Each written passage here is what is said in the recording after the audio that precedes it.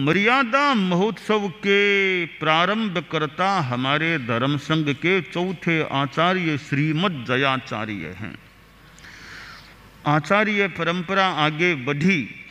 हमारे धर्म संघ के सप्तम आचार्य श्री डालचंद जी स्वामी डालगणे हुए। वे विलक्षण आचार्य थे, अभूतपूर्व आचार्य थे।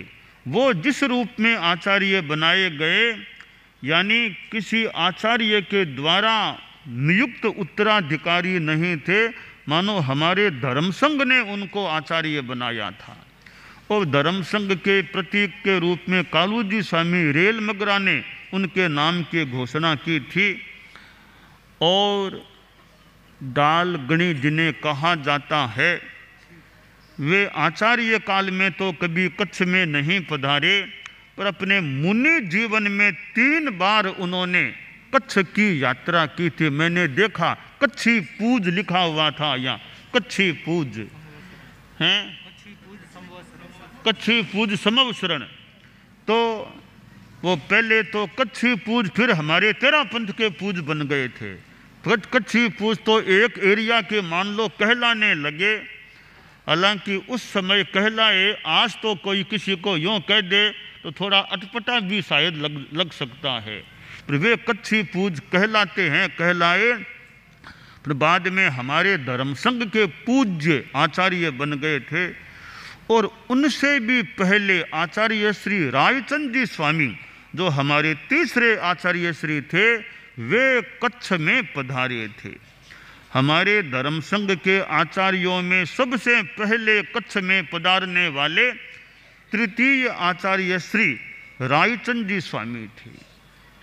तो यूँ फिर डालगणी मुनि अवस्था में पधारे थे, आचार्य काल में नहीं पधारे थे। बाद में हमारे धर्म संघ के नवम अधिशास्ता आचार्य श्री तुलसी सन 1967 में कच्छ में पधारे थे।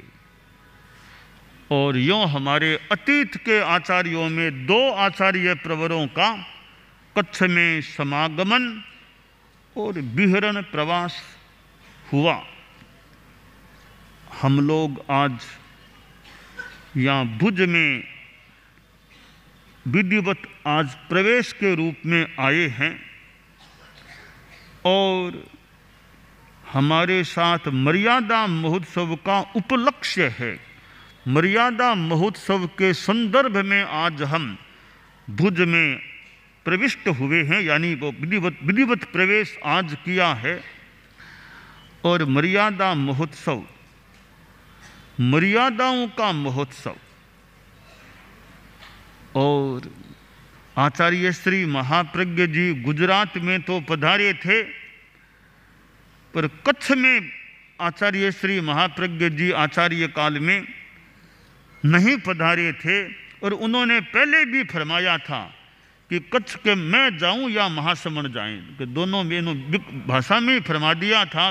संभवतः लाडनू की बात है, संभवतः कच्छ के लोग वहां आए होंगे या ऐसे ही प्रसंग बना होगा। तो गुरुदेव ने, मुझे याद आ रहा है कि कच्छ में मैं जाऊं अथवा महासमण जाएं। तो आचार्य श्री महाप्रज्ञ जी ने संभवतः कच्छ का नाम लिया था और विकल्प रखा था कि मैं जाऊं या महाश्रमण जाएं। तो मेरा दूसरी बार यूँ कच्छ में आना हो गया। और मर्यादा महोत्सव, यह मर्यादा का महोत्सव, मर्यादाओं का मानो सम्मान और डिसिप्लिन, अनुशासन, मर्यादा का हमारे व्यक्तिगत जीवन में भी महत्व है। और किसी भी संगठन के लिए भी, समाज के लिए भी, राष्ट्र के लिए भी अनुशासन, मर्यादा का महत्व है। उस मर्यादा में रहते हैं तो सुचारुता, सुंदरता रह सकती है। बस मर्यादा में हम रहें, अपनी सीमा में रहें, अनुशासन का हम अतिक्रमण करने का प्रमाद न करें। हमारे धर्म संघ में अतीत में 10 आचार्य हो गए हैं।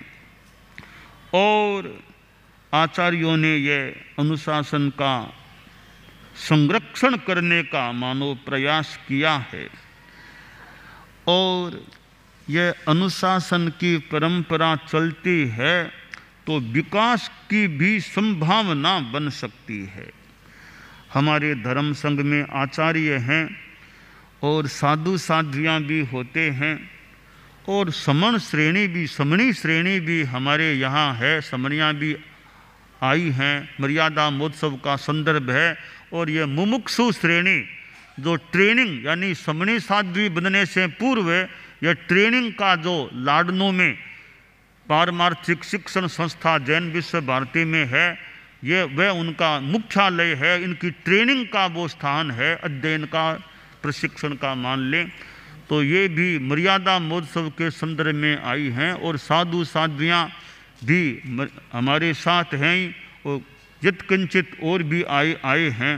तो यह मर्यादा महोत्सव है कि चतुर्मास के बाद में जो जितना निर्देश हो संभव हो साधु साध्वियाँ भी गुरुकुलवास में पहुँचते हैं। तो जहाँ मर्यादाओं का मान सम्मान है, हम मर्यादाओं का मान सम्मान रखेंगे तो हमारे लिए वह हितकर श्रेयस्कर हो सकेगा। तो साधु साध्वियाँ है, समणियाँ मुमुक्षुआं, तो श्रावक श्राविकाएँ भी धर्म संघ में हैं। और वैसे अनेक संप्रदाय हमारे जैनों में हैं। अब थानकवासियों में कई संप्रदाय हैं, इंद्र मूर्ति पूजक दिया दिगंबर, हमारे कई जैनों में संप्रदाय हैं। हम अपने अपने ढंग से साधना करते रहें, अपने आचार का विचार का संरक्षण करने का, यानी हमारा सम्यक्त्व पुष्ट रहे और सम्यक आचार भी अच्छा चलता रहे। बस यह हमारा लक्ष्य रहे। अपना बाकी संप्रदायों का अपना अपना कुछ विधि विधान हो सकता है, परंतु जिस संप्रदाय का जो विधि विधान है उसके प्रति ध्यान रखना चाहिए कि हमारे संप्रदाय का यह विधि विधान है। तो अपनी जो मर्यादा है, व्यवस्था है, विधान है, उसके प्रति समुचित जागरूकता रहनी चाहिए।